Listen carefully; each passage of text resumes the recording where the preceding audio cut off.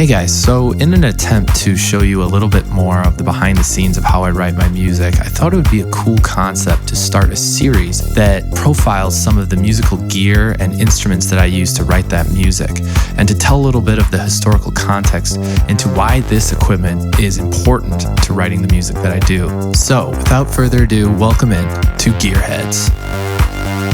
So for this first episode, I thought it would be cool to profile my go-to bass synth that I use on almost every track, which is the Behringer Pro 1.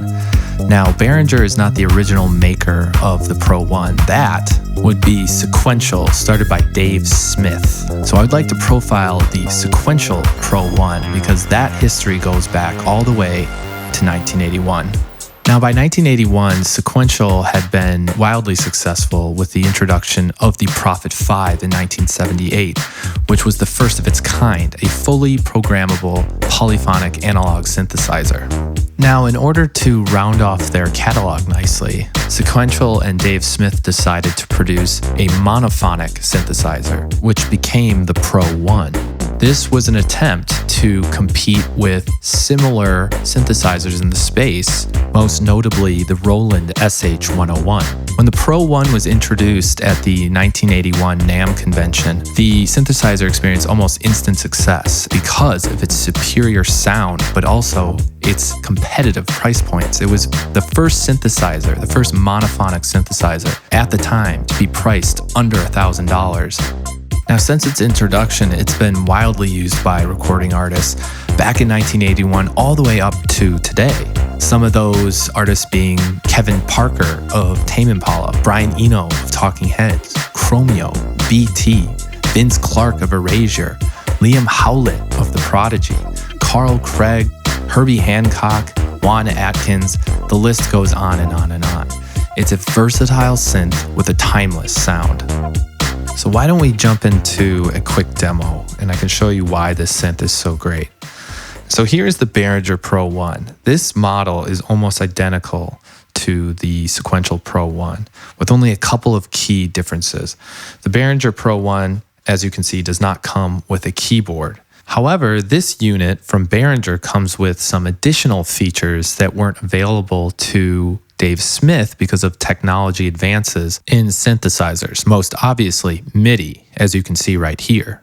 That was developed shortly after the Pro 1 by Dave Smith himself and allows synthesizers and sequencers to communicate together in a universal language. Similar to MIDI are these CV messages across the top that weren't available on the original Sequential Pro 1 either, and these messages can be used to link other devices into the Pro 1. Now for the rest of the layout. Starting on the left, we have the modulation matrix, which sports 3 different sources and 5 different destinations that can be modulated or affected over time. From there, we have the 2 separate VCOs, both with the ability for pulse width modulation. These VCOs then feed into the mixer section here that can be combined with an additional noise source. Moving along, we come to the filter section with programmable filter envelope. And finally, the sound source moves into the amplifier or the VCA section where the sound can be additionally manipulated by the amplitude envelope. Now, these last 3 features along the bottom include an LFO, which can be controlled via the modulation matrix, can be sourced and sent to various destinations around the synthesizer.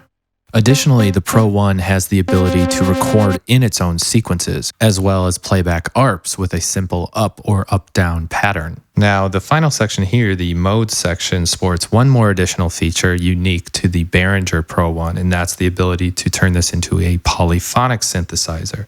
The original unit was only monophonic, remember. Now, in practice, this synthesizer can produce a handful of bass sounds. For me, I like to use it in the classic 80s style with a bit of pluck, with a little bit of that mid-range coming through via the filter envelope, or because of its intense harmonics, I like to filter it way down and turn it into something that replicates an actual bass, something that you would hear in a Fred Falk or Alan Braxe type of song. But it doesn't stop there. You can easily produce great sounding arps that would be great for the bed of a breakdown. You could create a great lead that would be perfect for cutting through your mix.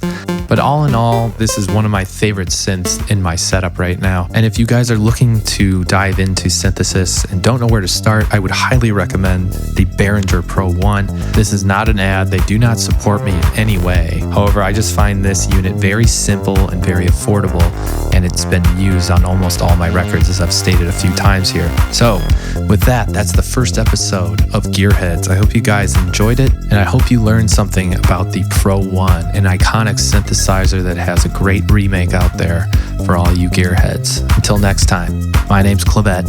Peace.